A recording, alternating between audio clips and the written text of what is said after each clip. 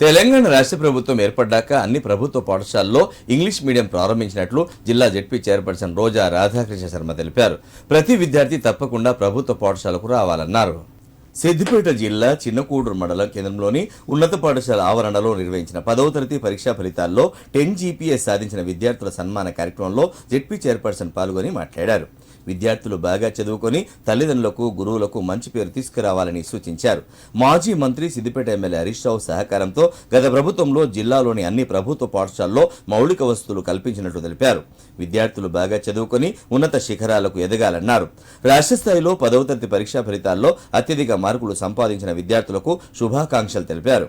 కార్యక్రమంలో ఎంపీపీ ఉపాధ్యక్షులు Keesari Papaiah, Gangapuram society chairman Kanakaraju, TRS party మండల అధ్యక్షులు శ్రీనివాస్, మాజీ సర్పంచ్ ఉమేష్ చంద్ర, ఉపాధ్యాయులు పాల్గొన్నారు. పాఠశాల ప్రారంభోత్సవం సందర్భంగా చిన్నకోడూరు మండలంలోని ప్రాథమిక ఉన్నత పాఠశాల జిల్లా ప్రజా పరిషత్ పాఠశాలలో పాల్గొనడం జరిగింది.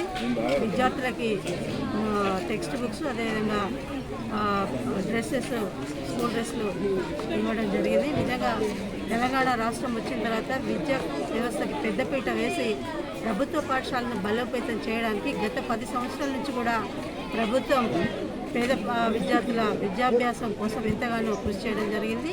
దానికి నిదర్శనమే ఈరోజు మా చిన్నకోడూరు జిల్లా పరిషత్ పాఠశాలలో 10 GP రావడం చాలా సంతోషంగా ఉంది. తల్లిదండ్రులు కూడా అందరూ ముందుకు వచ్చి స్ట్రెంథన్ చేయడానికి మీ పిల్లలందరినీ కూడా ప్రభుత్వ పాఠశాలలో చేర్పించాలని సవినయంగా విజ్ఞప్తి చేస్తున్నాను.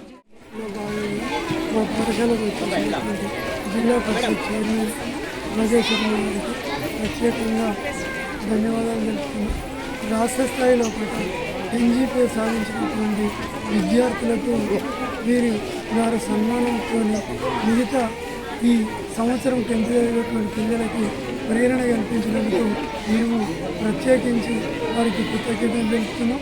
ఈ విజయం సాధించడంలో ఒకటి సహకరించినటువంటి నా ఉపాధ్యాయ బృందం అందరికీ పేరు పేరున కృతజ్ఞతలు తెలుపుతున్నాం. రాష్ట్ర స్థాయిలో ఒక గవర్నమెంట్ పాఠశాల నుంచి 10 మంది విద్యార్థులు సాధించడం, 10 GPA సాధించడం మాకు చాలా గర్వకారణంగా ఉంది. ఈ కృషిలో కూడా పాల్గొంచుకున్న తల్లిదండ్రులకు, అదేవిధంగా SMCలకు, అమ్మ ఆదర్శ పాఠశాల కమిటీకి అందరికీ ప్రత్యేకమైనటువంటి కృతజ్ఞతలు.